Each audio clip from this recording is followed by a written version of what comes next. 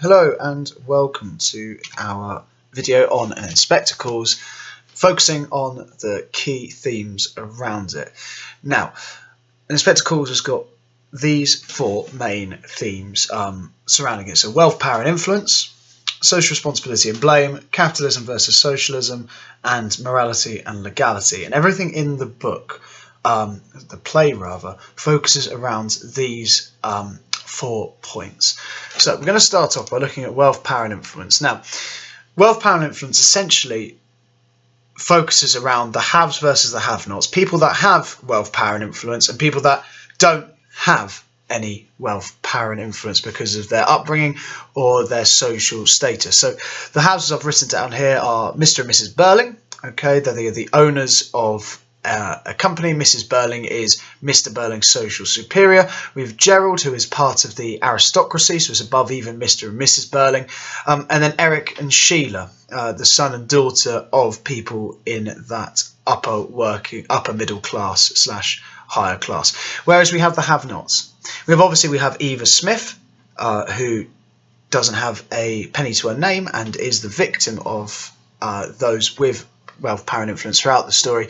And we also have Edna, the servant lady, who has very few lines, but obviously is one of the have-nots, as she is working a subservient role within the Burling household. And I've put Inspector Gould in there. Now, the reason I've put Inspector Gould in there is because even though he has a huge amount of influence when it comes to the play and getting people to admit to what they've done wrong, he doesn't actually have that much influence when we're looking at that much power when we're looking at things like financials. Being a police officer or a police inspector wouldn't have been a terribly well-paid job unless you were talking about working in the upper echelons of it, and therefore Inspector Gould would still be very much a working class character. And we can see that with the way Mr. and Mrs. Burling talk to him when they challenge him about the way he's speaking to Mrs. Burling, saying things such as, "I find that a little impertinent," when he asks a question she perhaps doesn't want to answer. So, as discussed, the haves. As we can see from the quote here from Mr. Burling, the haves are the people that control society at the time that this is written, and these are manifested by the Burlings, the Crofts, in this story. They seem to control everything and also abuse all of this power that they have. However, it's worth just pointing out at this point that the haves, some of them do change one way or another, so we do need to bear that in mind as we go through this. But as you can see, one of the first things we hear Mr. Burling talk about is how he hopes that both Crofts and Burling, these two big companies that they own, are able to work together, not for the betterment of the people that work for those companies, but to the betterment of them, talking about lower costs, by which of course they mean wages, and higher prices. So obviously talk about the money that they are able to line their own pockets with. However, the have-nots, as we've already spoken about, are often the victims in this. Now, the reason I say often is obviously Inspector Gould isn't a victim in all of this. He is, if not a have-not, that stands up for the rights of those that do not have anything. And you can see from the quote here, there are a lot of young women living in that sort of existence in every city and big town in this country. His purpose is to stand up to those that do hold all the money and the power, and make them realise that those people that do not have this are worth just as much as those that do have all of the control over everything. Right, so that is wealth, power and influence, and this manifests itself the whole way through the play, regardless of which act. As you can see, Act 1 with the opening scene and the way that Mr. Burling initially talks to the inspector, through Act 2 with the way that Mrs. Burling talks to the inspector, and then in Act 3 when we discover that the inspector is in fact perhaps not who we were led to believe he was. So moving on, social responsibility and blame. Now, this is all about who is actually at fault for the death of Eva Smith. Now, J.B. Priestley is presenting his view of society throughout the entire play, and through the duration, he's trying to show who should take responsibility and who won't. And he's trying to show that actually we all share some amount of blame for this, and that there isn't actually a right or wrong answer to whose fault is it, but more of a broader sense, it is everyone's fault to some degree or another, because it is society's fault. And J.B. Priestley, during the writing of this, has obviously spent a lot of time trying to make the audience realise that actually everyone needs to take some social responsibility for the situation that Eva found herself in and the consequences of the situation she found herself in. Now, in terms of who takes social responsibility, the most obvious example of this is Sheila, as Sheila moves from thinking like this, you talk as if we were responsible, to eventually taking responsibility for her actions at Millwoods and actually getting quite upset about this, and actually then beginning to say to her mother and her father and Gerald that these women aren't just cheap labour, they're people, and taking responsibility for everyone's actions. Through Eric, who obviously takes responsibility right at the end, where he finds out that Eva was pregnant with his child, with Mr. and Mrs. Burling's grandchild, and he begins to take some responsibility for his actions. He talks about how he was drunk and he should never have been in that state. Inspector Gould takes responsibility throughout the whole storyline, even right at the beginning when he says that he wants to work through things one by one, because each line of question needs to be independent from one another, so he gets an entire picture of what's going on. Now, Mr. Burling and Gerald I've put here with question marks next to it. Now, Mr. Burling, towards the end of Act 2, beginning of Act 3, begins to change his opinion. Now, obviously, this all sort of flips on its head when he realises that the Inspector Gould perhaps isn't a real police inspector. However, there is a moment in the middle of the play where he all of a sudden flips his opinion, and Gerald as well I've put as a question mark, because although Gerald doesn't come out and say that it's his fault or that he shares some of the blame, he does talk about how he was just trying to help Eva, and that he did on some level love her. And even the inspector talks about how Gerald did try and do some small kindness for her. So I've put those two in question marks there, as it very much is up to your own interpretation of it. Now, in terms of people that just do not take social responsibility, now right at the beginning of the play, Mr. Burling is very much taking no responsibility. You can see there from the quote there, probably a socialist or some kind of crank, showing that he doesn't actually see any value in people that have those beliefs. And also there from Mrs. Burling, where she, rather than taking responsibility for her own actions, says that actually this girl is the responsibility of the father of the child, and actually she is not responsible, even though she's the one that turned her away for help. Now, Mrs. Burling is the only one I've put in here as firm. She takes no responsibility. She boasts about it. She talks about how it's the responsibility of the child's father that Eva is pregnant with. She talks about how she is the only one that he hasn't managed to get to admit to something. She talks about how she's done nothing she's ashamed of.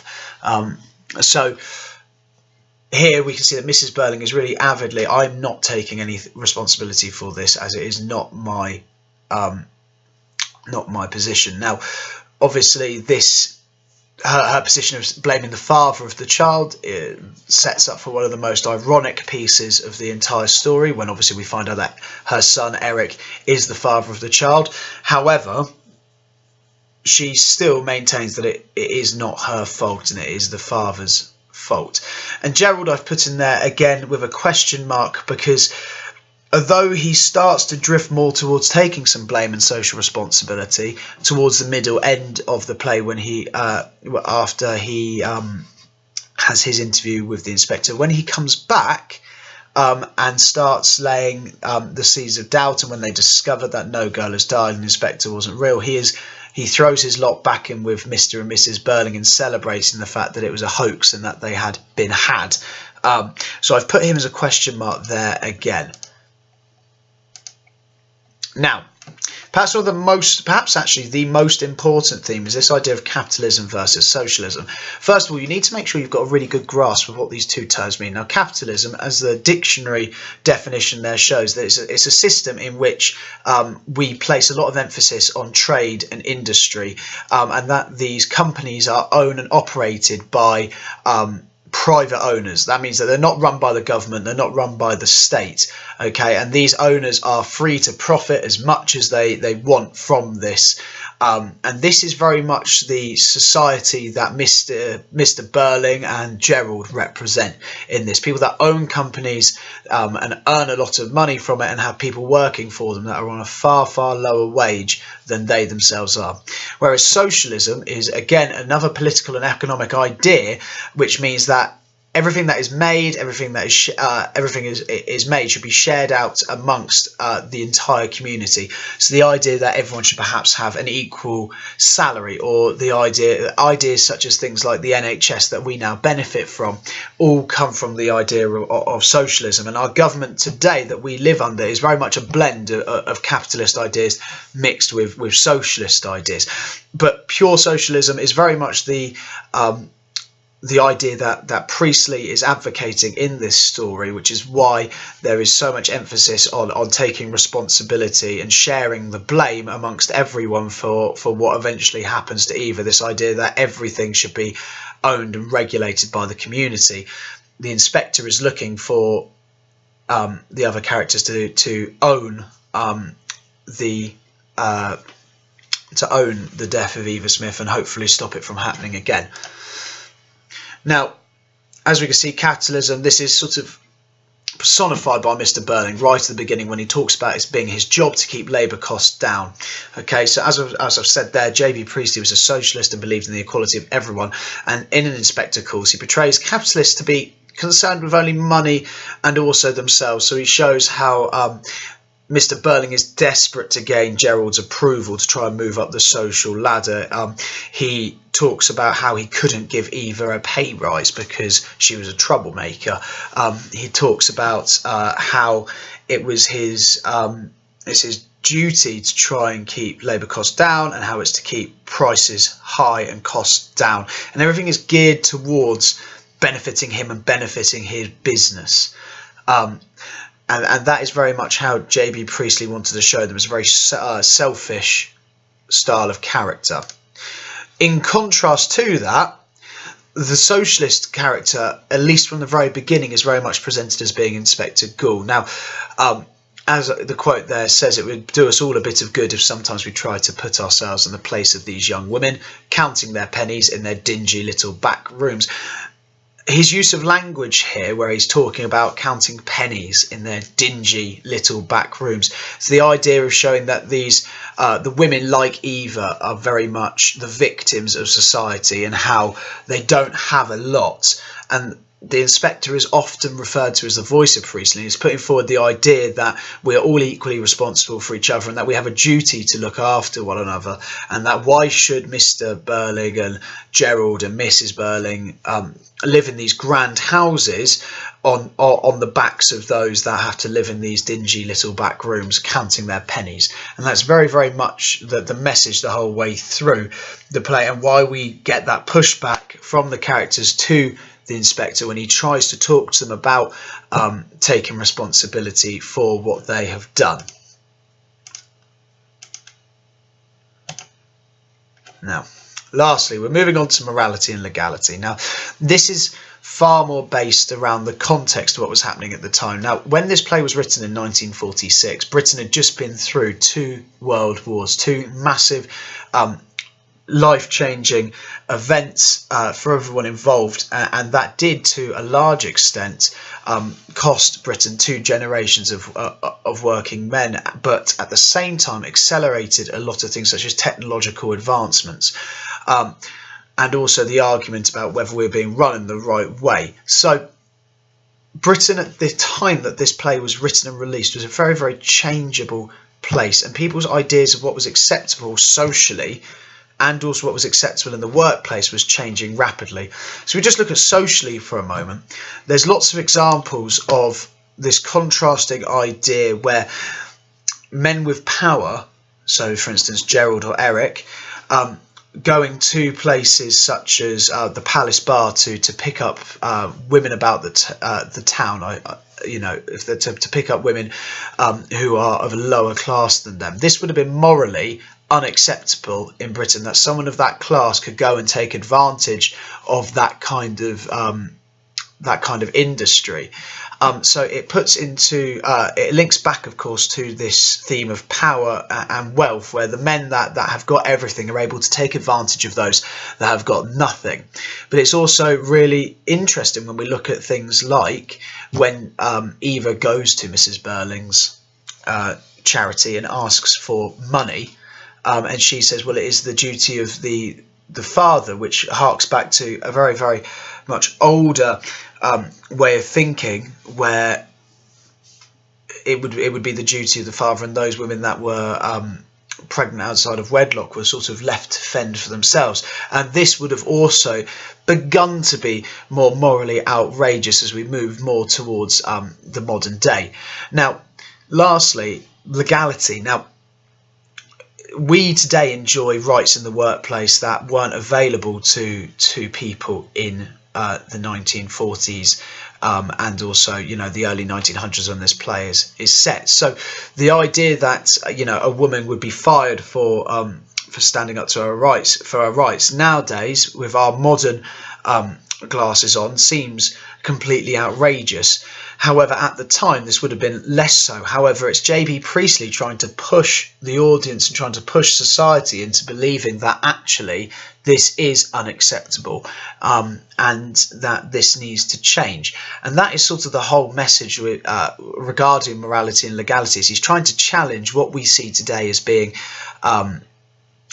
obviously completely outrageous, but at the time perhaps wasn't, and trying to get people to take that push to actually believing in the messages that he was putting across. So that was a short video to do with the key themes surrounding Inspector Calls and how they link to his message.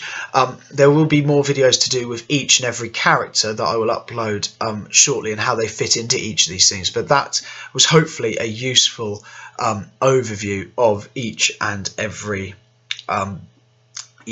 theme for you. So once again, once you finished watching, please like and subscribe. And if you have anything that you'd like me to cover, or have any comments on how this can be improved, please do leave them below. Thank you very much.